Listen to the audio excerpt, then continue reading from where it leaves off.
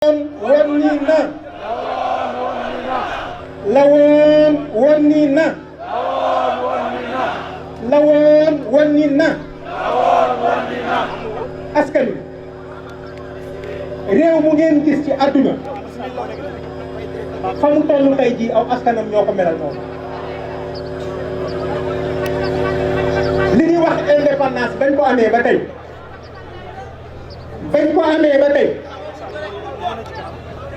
wala bañ waxee ni am nañ ko ba tey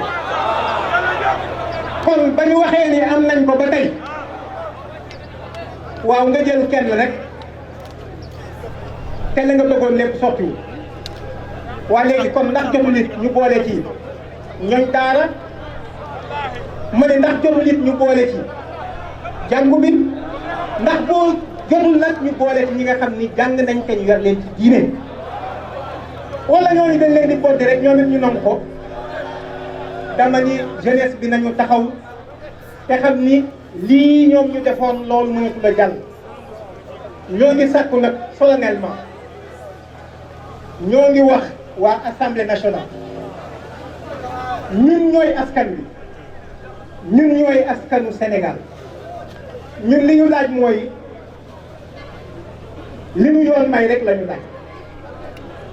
dañoo laaj ni nañu arrêté agenda bii ndax assemblée ñoom la ñu sant ñuy contrôler l'action du gouvernement waaye dañ leen di ñaan di ko ñaan solennellement le président de la république ci réew mi réewum yoon la bu mu jàpp ni kàddoom dafa tënk réew mi kon loi lañu bëgg bu doxal mbir nii leneen li ci des mooy ñoo ngi sàkku itam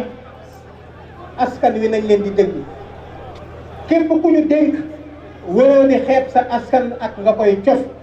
rawatina nga toog ñëpp di la xool nga mel ni da nga leen di tëkku ak di leen wax man xuux ñun xuux dàquñu ñun xuux dàquñu lu dul xuux sax dàquñu ñun kenn duñu xupp